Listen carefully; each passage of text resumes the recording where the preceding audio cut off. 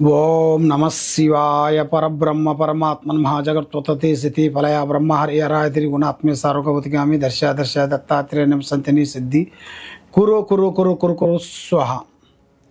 ప్రజలందరికీ నమస్కారము. 2025 నూతన సంవత్సరం 2025 జనవరి మాసం. ప్రజలందరికీ శుభాకాంక్షలు. ఈ నూతన సంవత్సరంలో రాశి ఫలితాలు ఈ 12 రాశుల వాళ్ళకి ఈ జనవరి నుంచి 12 వరకు రాశుల వరకు ఎలా ఉన్నాయి, స్థితిగతులు ఎలా ఉంది, వాళ్ళ నామ నక్షత్రం ఎలా ఉంది, వాళ్ళ నక్షత్ర ప్రభావం ఎలా ఉందనేది మనం ఇప్పుడు తెలుసుకోబోతున్నాము. కాబట్టి ముఖ్యంగా మనకి ఈ కొత్త సంవత్సరమున అందరికీ హారి ఆరోగ్యాలు, మనశ్శాంతి, విద్య, ఆరోగ్యము, మనశ్శాంతి అన్నీ ఉండాలని మనస్ఫూర్తిగా కోరుకుంటూ మీ కోయదొర బిఎల్ శ్రీనివాసరాజు గారు మనస్ఫూర్తిగా కోరుకుంటూ హ్యాపీ న్యూ ఇయర్. ఓం నమ శివాయ. 2025 జనవరి మాసం కర్కాటక రాశి ఫలితాలు. కర్కాటక రాశి వాళ్ళకి ఆదాయంలో 8, ఖర్చులో 2, అవమానాలు 7, రాజపూజిత 3.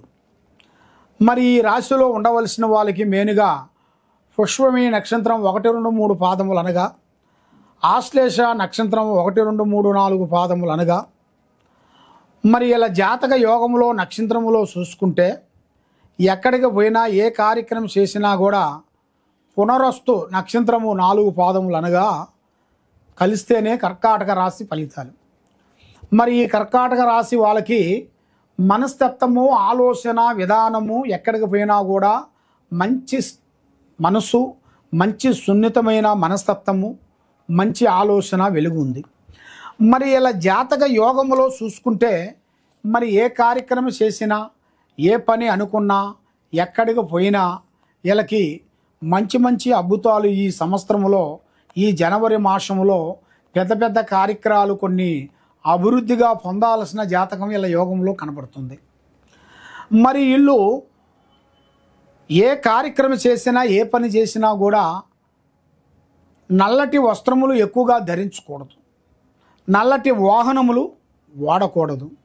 మరి వీళ్ళు ఎలాంటి కార్యక్రమైనా కూడా చేయాలనుకున్నా కూడా భూమికి సంబంధించింది కానీ, వ్యాపార బిజినెస్లు కానీ సంబంధించింది కానీ చేయాలనుకుంటే మంగళవారం రోజున చేయకూడదు. మంగళవారం రోజు చేసిన దానివల్ల వీళ్ళకి అన్నీ ఒకటి కాకపోతే ఇంకోటి, ఇంకోటి కాకపోతే ఇంకోటి సమస్యలు కొన్ని ఎదురవుతుంటాయి. మరి ఇలా జాతకంలో చూసుకుంటే మంగళవారం కానీ, శనివారం కానీ, ఆదివారం కానీ ఈ 3 రోజుల వరకు అనేది కటింగు, షేవింగు చేయించకూడదు. ఈ 3 రోజులు వాళ్ళు చేయించుకోకుండా ఉండేటికైతే వాళ్ళకి మంచి అద్భుతాలు జరిగే మార్గాలు కొన్ని కనబడుతున్నాయి. మరి ఈ రాశిలో ఉండవలసిన వాళ్ళకి ముఖ్యంగా ఒక స్త్రీ నుంచి జాతక యోగం అనేది మార్పులు కొన్ని రాబోతున్నాయి. మరి ఇలా జాతక యోగంలో చూసుకుంటే భూమిలో బంగారం దొరికే మార్గం కూడా ఇలా జాతకంలో కనబడుతుంది. మరి ఇలా విధానంలో చూసుకుంటే ఒక కార్యక్రమంలో పెద్దవాళ్ళ నుంచి రావాల్సిన కొన్ని ఆస్తిపాస్తులు కానీ, కొన్ని భూములు సంబంధించినవి కానీ, కొన్ని ప్లాట్లు కానీ, కొన్ని వ్యవసాయంలో కానీ అవి మధ్యలో కొన్ని ఆగిపోయినాయి, ఇప్పుడు వాళ్ళకి మొదలవుతున్నాయి. మరి దీంతో పాటు వాళ్ళ కుటుంబంలో ఆర్థిక ఇబ్బందులతో చలావరికి సతమతం అయిపోతున్నారు.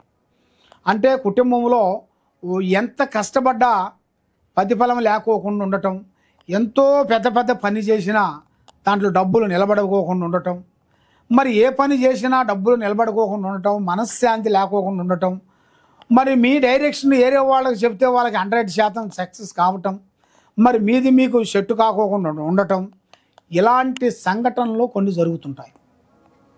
మరి ఇలాంటి కొన్ని సంఘటనలు జరిగిన దానివల్ల మీరు ఎంతలా అయిన అద్భుతాన్ని కూడా మీరు చేతికాడకు వచ్చి చేజారిపోతుంటాయి. మీకన్నా చిన్నవాళ్ళు, అమాయకులు, మీ దగ్గర డైరెక్షన్ తీసుకున్న వాళ్ళు కూడా ఇప్పుడు పెద్ద పెద్ద స్థాయిలో ఎదిగిపోయారు. మరి మీరు యథావిధిగా నిలబడిపోయారు. అంటే హై లెవెల్ లేరు, డౌన్ లేడు, సంపాదించేది తినేదానికి, భోజనానికి, దానికే పోతుంది. మరి ఈ జాతకములో ఉండవలసిన వాళ్ళకి, ముఖ్యంగా వ్యాపార రంగంలో ఉండవలసిన వాళ్ళకి, ఉద్యోగంలో ఉండవలసిన రంగంలో ఉండవలసిన వాళ్ళకి, వ్యవసాయంలో చేయాల్సిన వాళ్ళకి కొన్ని మార్పులు కొన్ని జరుగుతాయి. అంటే స్థాన మార్పులు, లేదా భూమి మార్పులు, లేదా వ్యవసాయం మార్పులు, ఇలాంటి ఇలా జాతక యోగంలో అనేది చాలా చాలా చాలా చాలా వరకు దగ్గరలో వచ్చే మార్గాలు ఇలా జాతకంలో కనబడుతున్నాయి.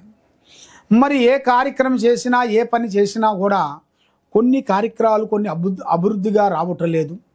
చేతికాడకు వచ్చి చేజారిపోవటం, ఎవరు నమ్మావో వాళ్ళు మనల్ని మోసం చేయటం, ఆడవాళ్ళు కానీ మగవాళ్ళు కానీ సాయం చేస్తానని చెప్పటం, సాయం చేసే టైంకల్లా వాళ్ళు మనకి హ్యాండ్ ఇవ్వటం, వాళ్ళ దారిలో వాళ్ళు వెళ్ళిపోవటం, మనం మానసికంగా అటు కాకుండా ఇటు కాకోకుండా బాధపడుతూ జీవితాన్ని గడపటం. కొన్ని ఇబ్బందులు రాకోకుండా ఉండాలి అంటే కొన్ని జాగ్రత్తలు కొన్ని తీసుకోవాలి. కొన్ని జాగ్రత్తలు తీసుకోకోకుండా ఏం పర్వాలేదులే అని ఎదుటివాడిని మనం నమ్మామరా అంటే లేనిపోయిన దాంట్లో మనల్ని ఇరికించేస్తారు. దానివల్ల అధోగతి పాలయ్యే మార్గాలు కనబడుతున్నాయి.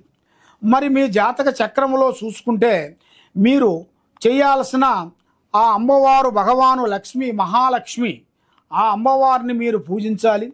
దాంతోపాటు శ్రీ వారాహిని మాత అమ్మవారిని 7 వారములు, అది అష్టమి టైంలో, అష్టమి టయాలలో మీరు పూజించి ఆ అమ్మవారికి కొబ్బరి చెప్పతోనే జ్యోతి వెలిగించాలి. ఆ వారాహిని మాతకు మీరు పూజ చేసేటప్పుడు రాత్రి టయాలలో చేయాలి, పగులు టయాలలో వద్దు. రాత్రి టయాలలో చేస్తే ఆమెకి రాత్రి టయాలలోనే ఆ అమ్మవారు మనల్ని కరుణిస్తుంది, కటాచిస్తుంది, ఆలోచన అనేది ముందుకు వస్తుంది. మరి ఏ కార్యక్రమం చేసినా, ఏ పని చేసినా అన్ని విధానాలుగా అభివృద్ధిగా రావాల్సిన యోగం అనేది కనబడుతుంది. కాబట్టి మీరు ఎక్కడెక్కడో పోయి జ్యోతిష్యం చెప్పించుకొని నిరాశ చెంది ఉన్నారా? కాబట్టి మీరు తెలుసుకోవాల్సిన దాని గురించి మీ పేరుని బట్టి మీ జాతకం ఎలా ఉంది, మీ జితగతులు ఎలా ఉన్నాయనేది మీరు తెలుసుకోవాలనుకుంటే ఈ కింద ఉండాల్సిన నెంబర్కి తప్పకుండా మమ్మల్ని సంప్రదించినట్టుకైతే మీ పేరుని బట్టి మీ ఇంట్లో ఏముంది, మీరు చేసే పనిలో ఏం జరుగుతుంది, మీ ఒంట్లో ఏముంది, మీ భార్య మీద, మీ కుటుంబం మీద, మీ పిల్లల మీద మీకు ఎలా జరుగుతుంది, ఎలా జరగబోతుంది, మరి ఎవరి నుంచి మీకు ప్రాబ్లాలు ఎదురవుతున్నాయి అని మీ స్థితిగతులను బట్టి జాతక చక్ర గణితం వేసి మేము చూసి చెప్పగలుగుతాము. ఎలాంటి సమస్య ఉన్నా కూడా దానికి ఒక పరిష్కారము, పరమార్థం అనేది ఒకటి దొరుకుతుంది మా దగ్గర. మీకు ఏ సమస్య ఉన్నా కూడా ఈ కింద ఉండాల్సిన నెంబర్కి సంప్రదించినట్టుకైతే మేము ఎలాంటి సమస్య అయినా కూడా మేము ఫోన్లోనే మీకు పరిష్కారం చెప్పగలుగుతాము.